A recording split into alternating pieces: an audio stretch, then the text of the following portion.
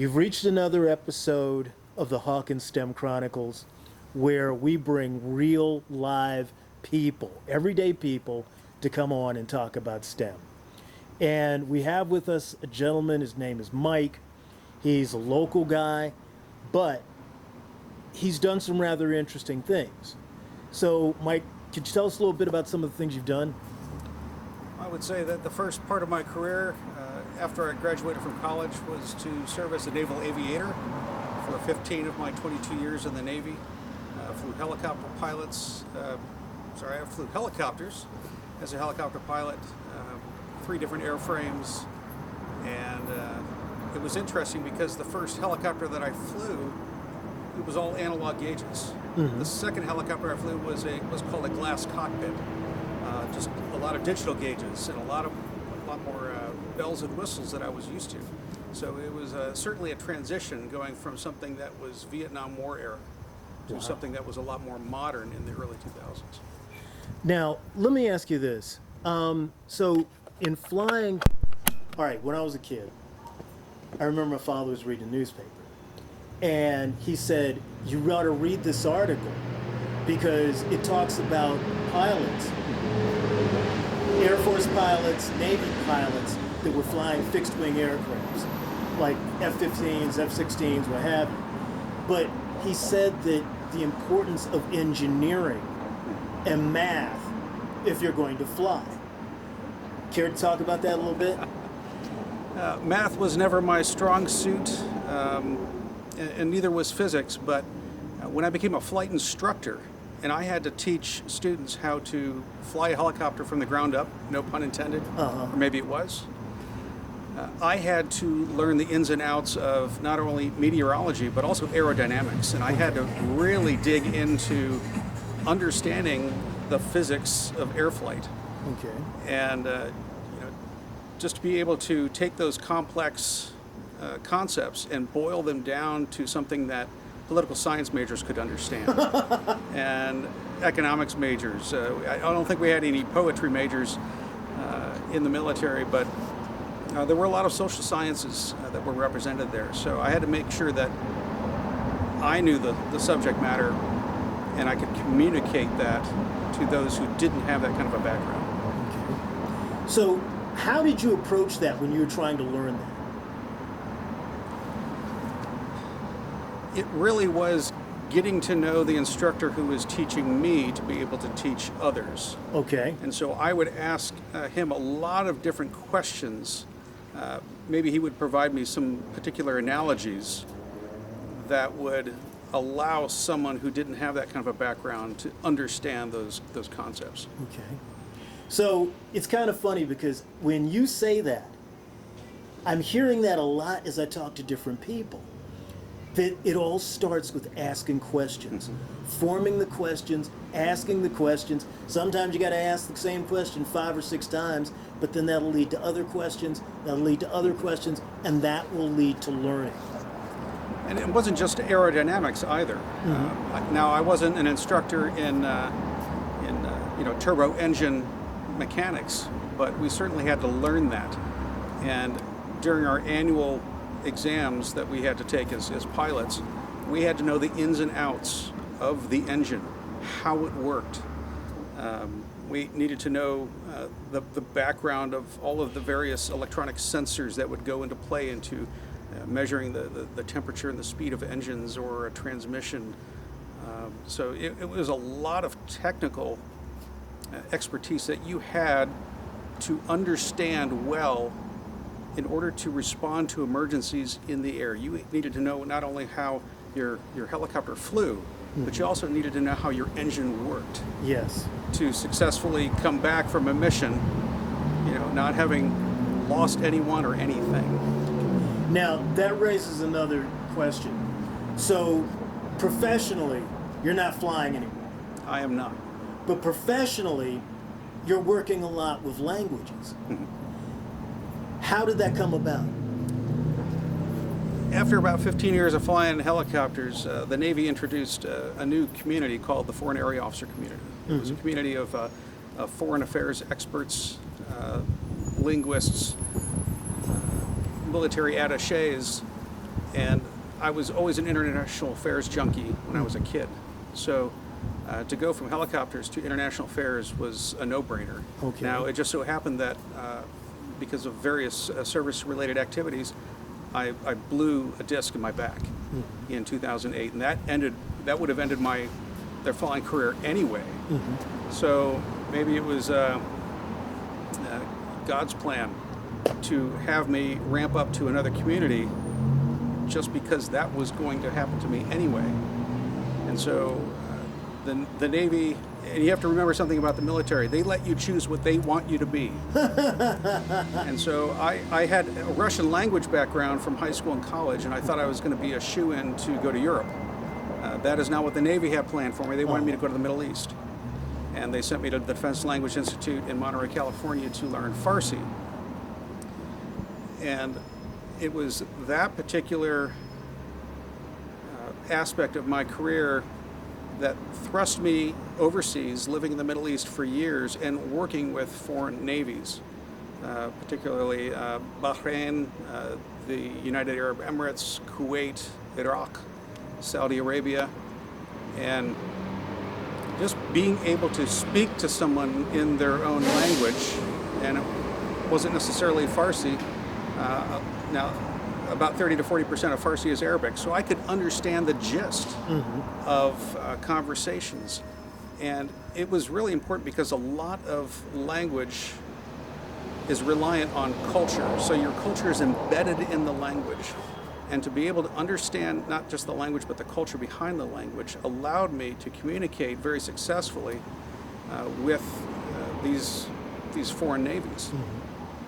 And it wasn't just communicating them in a diplomatic way. I had to talk helicopters, I had to talk ships, I had to talk engineering, and try to understand what they needed in order to produce a productive relationship. Now, this is interesting for a couple of reasons, both professionally but personally. So on a scale of 1 to 10, 1 being and 10 being extremely important, how important is an understanding of foreign languages in STEM? Well, science is kind of its own language. You have a lot of data that you're working with, whether it's data that results from looking through a microscope or a telescope, or field studies or field experiments. Sometimes the way we interpret data is culture bound. And to better understand those cultures and those languages, you're able to not only assess their understanding of what you're seeing, but you can communicate what you're seeing in the data. And by speaking those languages with the people with whom you're working in whatever scientific field you're in is extremely important. It's not just the data, it's the interpretation of the data, and then it's not just the interpretation, but it's the application of the data. And it's the application and the interpretation piece that foreign languages really come into play. This is one of the things that kind of interests me about this, because when I was a kid, my father had been in the Army. And, okay, I'll admit it, like any kid, your father's Army stuff is in the basement, and you start rummaging through his stuff. Yeah. I found German books. And I was like, okay, some kind of scratch in my head. But I knew he had spent time in Germany. And so he had learned German as a part of what he was doing. So now you fast forward 3 years in the future. I might be about 7 or 8 years old. And we're in the kitchen. We're just finishing dinner. My father's going in the refrigerator to get something.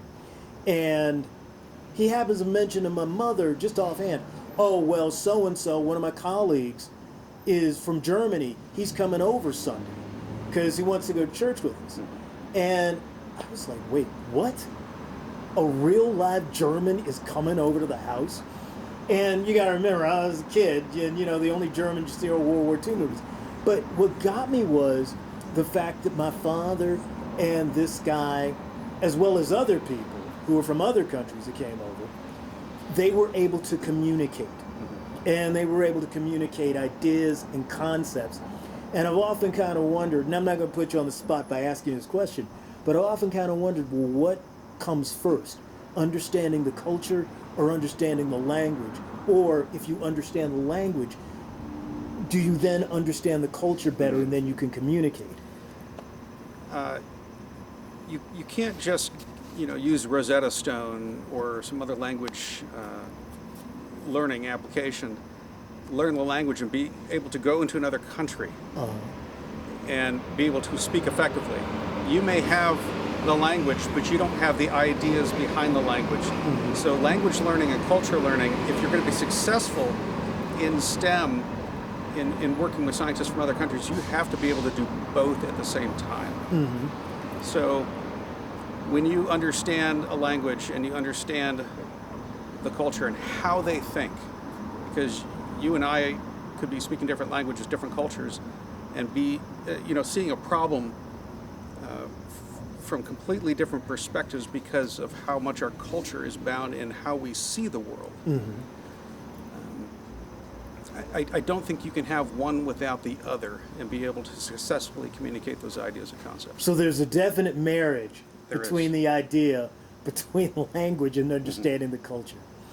So now, when you approached Farsi, and had you taken any other languages in school? I had taken Russian in high school and college, and then I took about 6 months of Arabic during a different tour while I was living in the Middle East, just for my own educational purposes. How did you, I guess I could ask the same question about Russian, but Farsi is an incredibly different language than English. How did you approach that? How did you break that apart to learn that? When you are speaking a different language, sometimes the verb and the subject and the object are rearranged quite differently. You may be familiar with Star Wars and how Yoda speaks. How Yoda speaks to us in English is very similar to how other languages create their sentences. And so understanding what was important to them, what came first in a particular sentence structure, it really helped me understand what was important to them in their culture. Right. I'm sure there are linguists that are a lot smarter than I am that can analyze the differences between English and a foreign language and be able to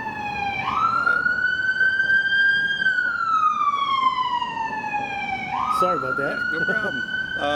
Be able to come to some sort of conclusion as to what's important in one particular culture over the other, just based on their sentence structure. But I forgot kind of the gist of your question. Well, a lot of people take different languages for whatever reason. Like you said, some's just curiosity, some's just interest, some you actually have to for work. And one of the things I've always been fascinated about is how we learn different languages other than our own. And my working theory has always been that you break the language apart. So, here are the nouns. You learn the nouns. Then you got to learn the verbs. And then, like in German, there's all kind of crazy things that happen in terms of how this verb works on this noun and whether or not it takes a masculine ending or a feminine ending. And then you've got the different tenses of the verb. Is it that way in... Farsi is an Indo-European language, so it has a lot more in common with English and German and French than it does Arabic. Even though about 30 to 40% of Arabic is been adopted by the Persian language by force rather than by choice. Right. But I find that I cannot just learn verbs and learn nouns and all the connectives and conjunctions that are part of the language. You have to kind of learn it all at the same time. Okay. And that kind of goes along with a lot of things in STEM. You just can't know how different parts of an engine work on their own. You have to see how they work together as a whole to have a really good understanding of not only what it's for, but why people built it in the first place. So when's the last time you played around with a helicopter engine? It's been probably 2004. Wow. Was my last flight. Wow. So 20 years ago. Gee, that's amazing. Well, listen, first of all, I want to thank you, but I would be remiss if I did not allow you to talk a little bit about the wonderful organization that you're part of, the American Scientific Affiliation. The American Scientific Affiliation, also known as the ASA, was founded in 1941. We're the world's oldest and largest network of Christians in the sciences. We have a very broad statement of faith, you know, if you're Orthodox or Catholic or Episcopal or Southern Baptist, it really doesn't matter. But first and foremost, we are a network of Christians in the sciences. So we don't take we don't take positions on controversial issues like origins or climate change, but we do provide a very safe space for dialogue and discussion about those controversial issues. We have a quarterly journal, which is not quite quarterly anymore. We went down to 3 issues a year, called Perspectives on Science and Christian Faith. And that's a peer-reviewed journal, and it consists of articles, essays, and studies written by our members. And so now, what else is your organization doing right now? Well, we just finished up our annual meeting here in Washington, D.C. at Catholic University of America. In every annual meeting, which takes place over an extended weekend period, we have plenary speakers. Like this year we had Dr. Francis Collins, who was the former director of the National Institutes of Health and the former team leader of the group, the Human Genome Project that decoded human DNA in 2003. We had other plenary speakers, a geneticist named Praveen Sethupathi. Charmaine Royal is not only a biologist but also a sociologist at Duke, and assorted other plenary speakers. Those are the big draws, but most of the time is spent listening to talks from our own members. We had 60 breakout sessions on 3 different parallel tracks over the weekend, and that is just a great time to learn from each other, and that is on both the social sciences and the physical and the natural sciences. So we all come together as one big family, not just to learn from each other, but also to be inspired by each other, not only in terms of what we do as professionals, but who we are as spiritual beings in communion with the Lord Jesus Christ. Now, one last point, though. You said something, and you kind of have to circle back to it, because I thought it was incredibly important. Undergrad, you did political science. Correct. And you also did economics. Not economics. I was, well, sort of. Okay. I got a Master of Science in Global Leadership. It was an interdisciplinary degree focused on international business. And so we had, as part of that curriculum, comparative economics, comparative political systems, comparative culture and religion, along with a lot of project management and statistics, all wrapped up into one big international business degree. And then on top of that, the Farsi degree. And as you told us, none of that was a bar to you getting involved in STEM. So, you know, again, one of the reasons why we're doing this is because there's another video that I have to shoot on this. I'll send it to you, but there are no bars to people entering into STEM if you want to. So for the last 4 years, I worked for the Department of Defense. I helped to manage their rapid prototyping program. And now I work for the Department of the Army, helping to manage their manufacturing technology program. I do need to know a lot about a lot of different things when it comes to technology and scientific concepts.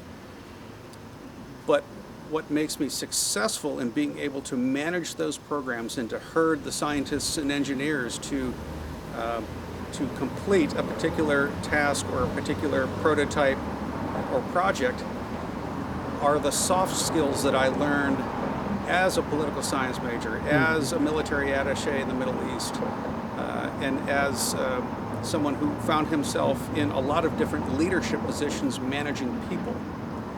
If you can do those things, sometimes those who hire you into these STEM positions really don't care that you don't know that much about it. You'll learn that in time. What they care about is that you're able to lead effectively and as economically and precisely as you can. Okay. And if you can do that, you can find yourself in a variety of STEM positions in the federal government or as a defense contractor. So if you're a science geek like I was since I was a kid, when that opportunity came my way, I jumped at it. That allowed me to kind of geek out with the folks that are doing some really, really good work in helping support our military. But it was really the leadership skills that I had developed over the course of my naval career that launched me into this.